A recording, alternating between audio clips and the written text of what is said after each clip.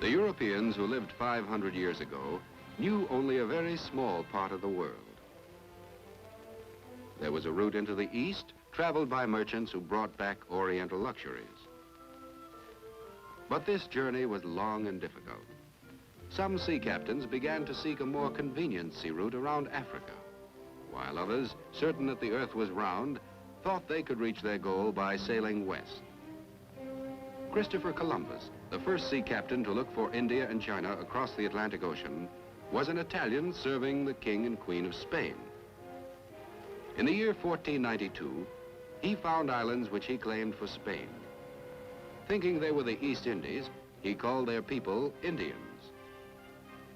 Now all the kings of Europe want land in this new world.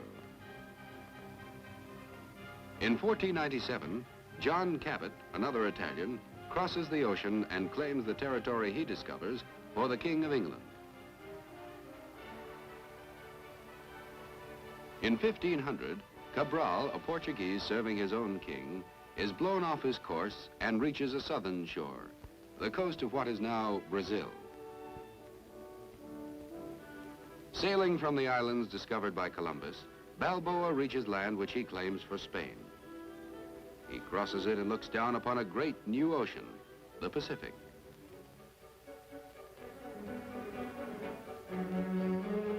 Magellan, a Portuguese, outlines the limits of the continent as he pushes south, then west, and north again.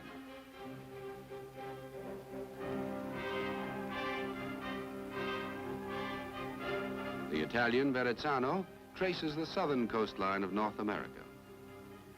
He serves the King of France, as does Cartier, who plants the French flag farther north at the mouth of a great river. It is the 16th century, and all Europe is discovering America, named for Amerigo Vespucci, the Italian who was one of the first to write of the New World. The northern continent is a great wilderness of plains and mountains, of forests, lakes and rivers, stretching from the Arctic to the tropics, between the shores of two great oceans. In the 20th century, 155 million people will make their homes in the United States. But now, fewer than 1 million Indians live in this area, hunting the bison or the deer and cultivating their fields of maize and other vegetables.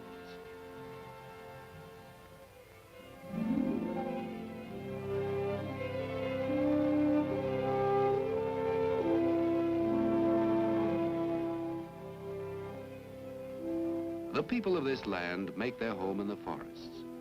They leave the wigwams of their villages to hunt or to fight rival tribes for control of the best hunting grounds. Their clothing is made from the skins of the animals they kill for food. They peel the bark of trees to make canoes that take them swiftly over lakes and rivers.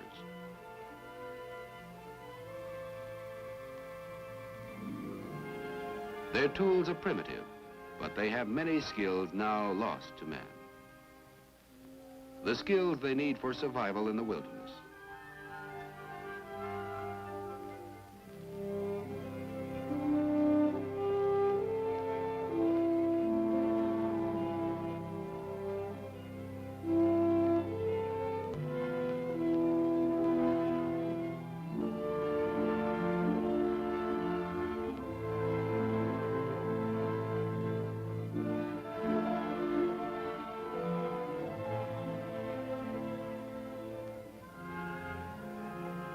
Their light canoes are well suited to the Indians' needs, for they can move in very shallow water, and their shell-like hulls can be maneuvered skillfully between the sharp rocks of the rapids.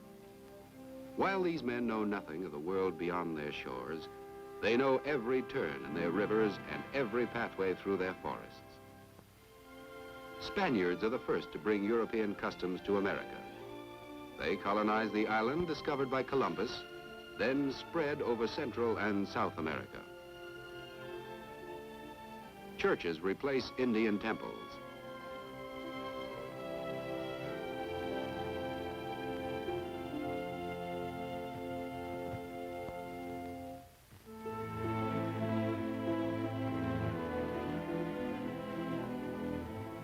At first, the Indians think the strangers must be gods and offer precious gifts. But the Spaniards are only men, men who find wealth beyond their dreams. They see the jewels worn by Indian chiefs, the vases hammered out of precious metals by craftsmen in royal workshops.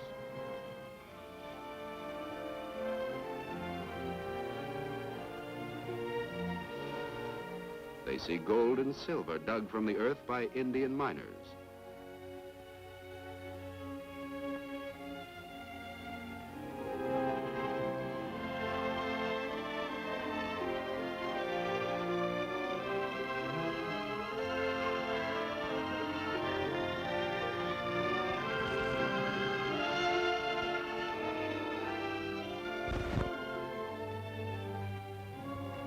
Before long, Spaniards are gathering New World riches for themselves. Fortunes in gold and silver, in sugar harvested on great plantations, are sent to Spain, while shiploads of colonists come from Spain.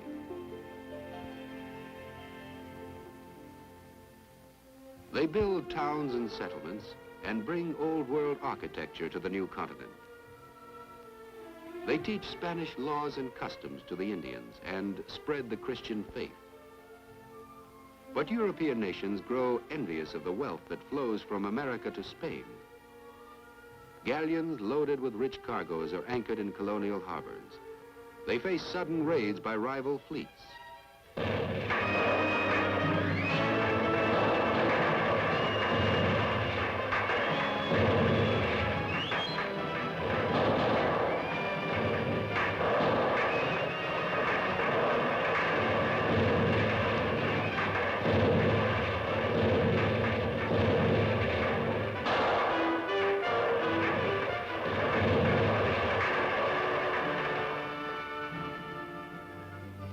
It is an age of daring and of conquest, and victorious English captains are received in triumph at London's Royal Palace.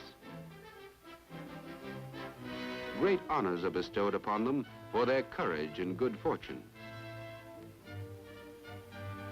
Their stories of adventure in a land of endless wonders kindle dreams in many heads. As she listens, Queen Elizabeth begins to understand that the new world can add to the power and prosperity of the kingdom over which she rules. For now in England, the times are hard for many people. It was once a country where all who tilled the soil could find a simple livelihood. But the lords of great estates have turned farmlands into grazing lands.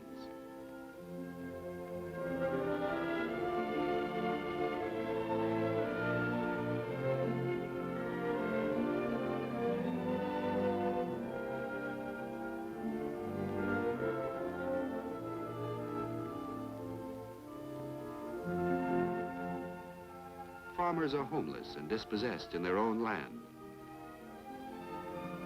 Despairing of finding a living in the country, they plowed their way along the roads that lead to London, already overcrowded.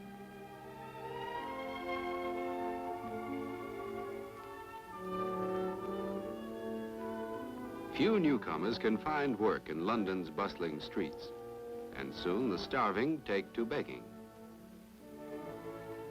But beggars and petty thieves are harshly punished in an age of cruel law. If men disobey the rules of the state church, they may be put to death or thrown into prison.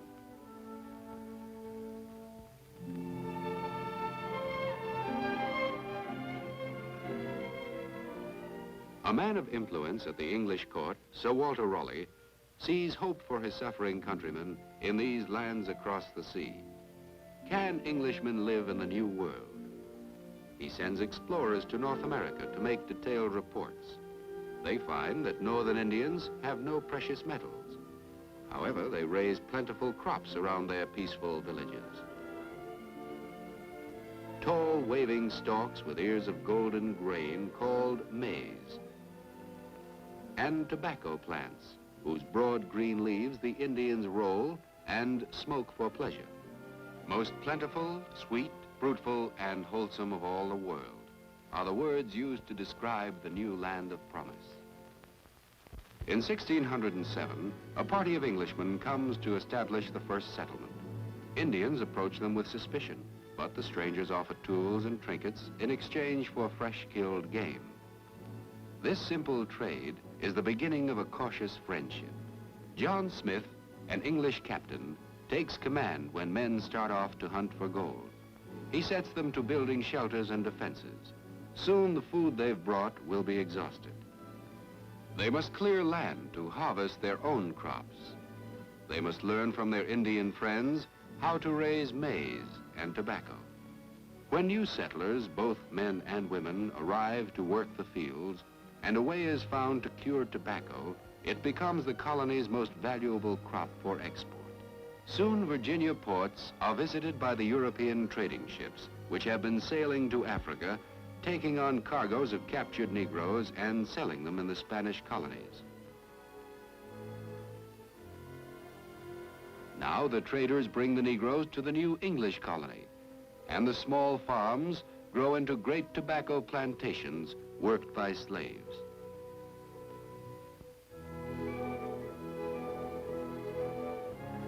In 1620, a second settlement was started far to the north in Massachusetts, where 100 people landed on a bare and windy shore. Seeking freedom from the English church, their purpose was to live according to God's will as they understood it. For this, they were ready to confront the grim and grisly face of poverty. They copied the Indian way of raising crude shelters, but the New England winters soon forced them to build wooden huts. They covered them with thatch, like the homes they left in England. But for their governor, they built a better house. And they met under his roof to worship God in their own way. At first, there is little but hard work and faithful duty in their lives. Their Indian friends have taught them to grow maize and pound the grain to meal. They have shown them where to cast their nets to find fish in abundance in the waters off the shore. To survive in the wilderness, the Pilgrim family has adopted Indian ways. But in the evening, in the New World as in the English home they have abandoned, the mother spins while the father reads the Bible and the children sleep nearby. Their bedding is hung up by day to make more space in the crowded home. A second group of nearly 1,000 Englishmen soon settles near the Pilgrims. They are Puritans, who also oppose the ceremonies of the English church. Their leaders are men of property who have come with servants, laborers, and craftsmen to supply the comforts they could not bring with them.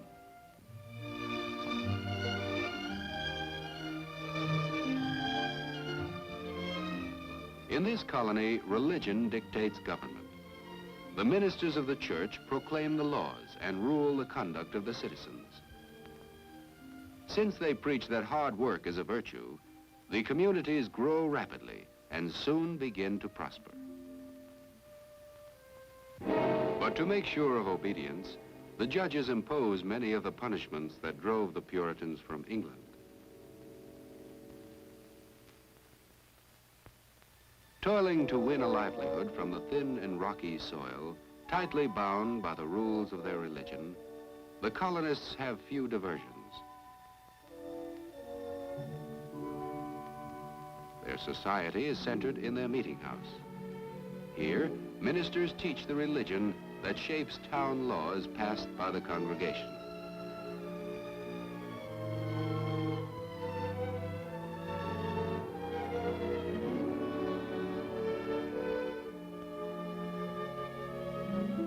But the Puritans, still surrounded by the wilderness, have many things to fear. They cannot relax their vigilance or their labors. During the next 100 years, these little New England settlements turn into bustling towns. New settlers, laborers, and craftsmen pour in from Europe to the new land, where there is work for all willing hands.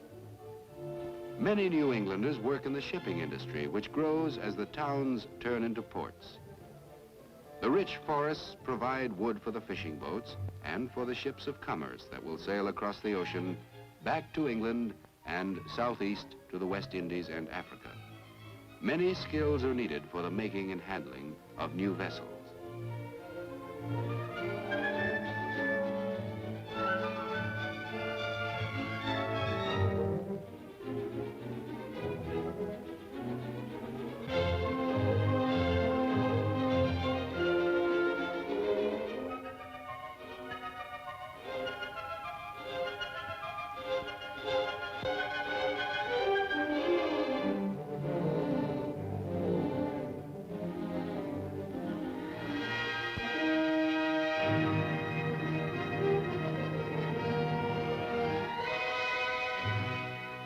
From the beginning, the colonists depended on a lifeline between the New World and the Old.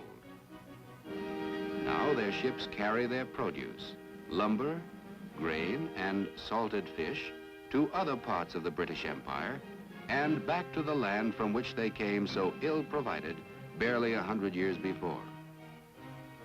The ocean, which separates them from the rest of the world, becomes their high road to prosperity.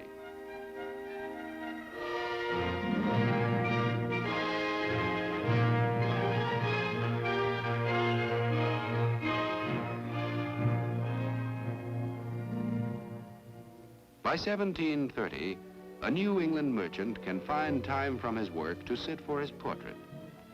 His eye proudly surveys the many comforts that he can afford. His wife has become the mistress of a house where luxury is joined to the simplicity of Puritan tradition.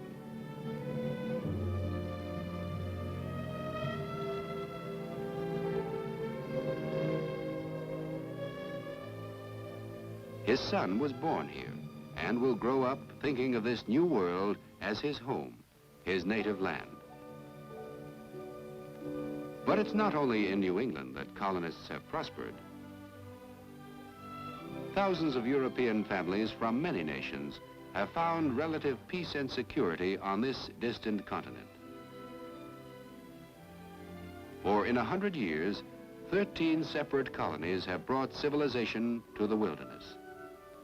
Settlements line the coast from New Hampshire in the north to Georgia and its broad tobacco fields in the south.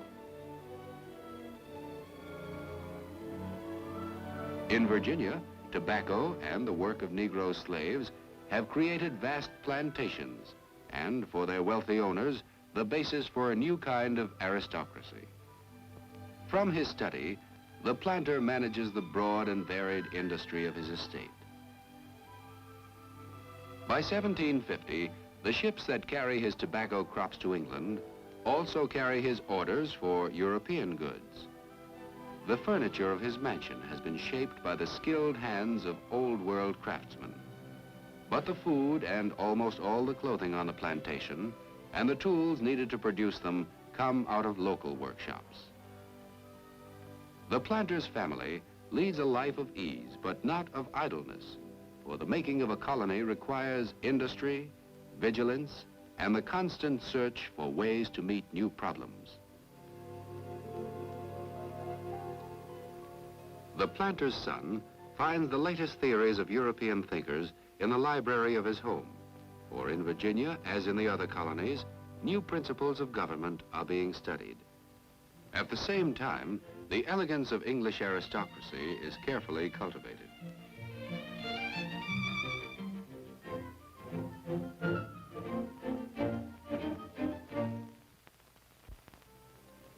The colony's growing Atlantic trade and the arrival of new European settlers by the thousands is developing great harbor towns, such as Charleston, Boston, Philadelphia, and New York.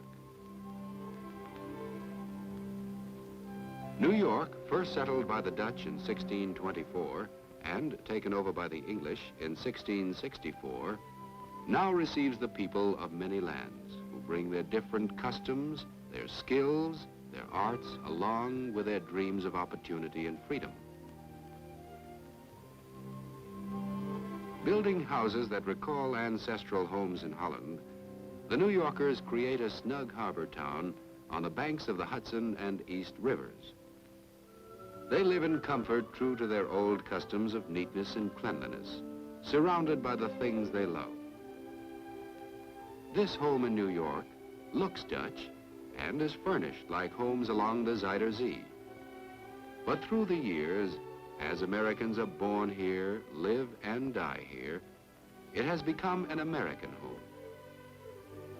Just as Dutch furniture produced in America becomes American furniture, American culture has been born of this and many other cultures.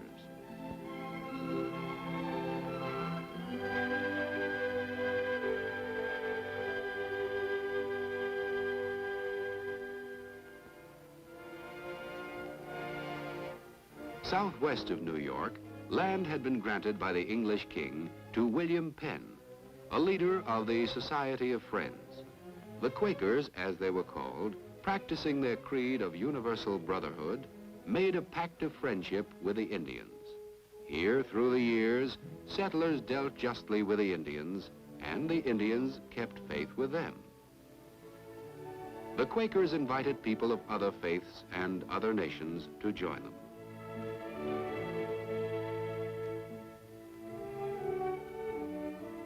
Many Germans came to Pennsylvania, pious and hard-working farmers who reaped a harvest of comfort and security. Their contentment is expressed in the gay decorations of their homes. In the new land, old German crafts can flourish. In time, they will be called American, like the German settlers themselves, with their solid virtues and their devotion to religion. The Bible, printed in German and in many other languages, is the book most widely read in all the colonies, just as the church is always the most important meeting place. A man's right to worship as he chooses will be the heritage of coming generations. Religious freedom and the promise of peace and prosperity had brought the first colonists from England to New England and Virginia. The Dutch had found new prosperity in their New Amsterdam. Germans of many persecuted faiths were flourishing on the rich soil of Pennsylvania. Protestants had come from Catholic France and brought their culture to Carolina, while hardy Scots moved beyond the coastal settlements, pushing up the rivers to make homes in the wilderness. By 1750, more and more colonists are moving inland.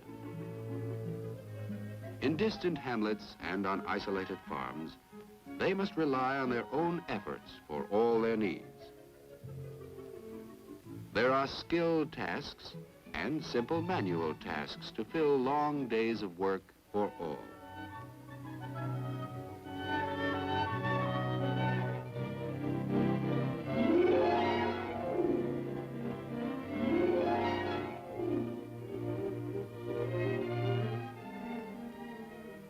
Frontier families have no servants, and there are many mouths to feed.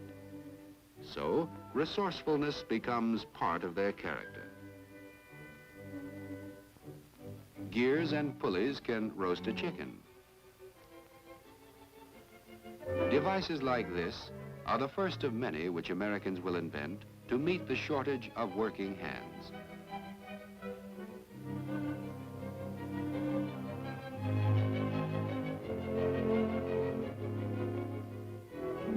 The table of pioneers, like their customs and their language, shows the mixture of their traditions.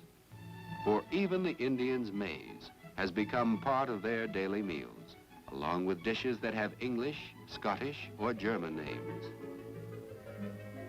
In the wilderness, the family is self-sufficient and self-taught. Their school is the farm kitchen. By candlelight, after days spent in the fields or in the forest, parents hand down their knowledge, and children answer with their own new thoughts, born of their new life on the frontier. As they pushed westward, the colonists had pushed the Indians before them. Now the settlers who are living on the far edge of civilization face the constant menace of attack. At the warning of a raid, homes are abandoned and people flee from Indian vengeance. Most settlers have traded fairly with the Indians, exchanging firearms for land and furs. But some have cheated them and killed them. Enraged, the Indians rise and turn their guns on both the innocent and the guilty. The settlers have come to know the wilderness as hostile, and the Indians as a mortal enemy who can suddenly destroy in a few hours the work of many months.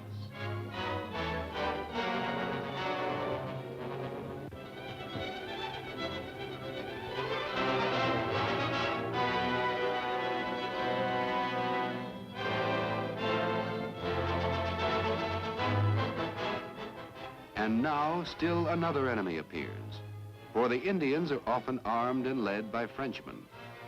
The French, strong rivals of England in Europe, also contend with the English for control of the new continent. While the English were first settling in Virginia, the French were building an outpost at Quebec. In time, the French province reached the Gulf of Mexico. Explorers spread a network of small forts to mark their claims to land. By the middle of the 18th century, the French and English are face to face. But danger does not stop the forward surge of pioneers in search of homes. It is 250 years after the New World was discovered by Columbus. From its coastal towns and cities, from Europe across the ocean, England's colonists are pushing into the heart of the American continent, cutting their way through forests, clearing ground, building log houses, raising stockades and forts, spreading their roots in the new land of promise.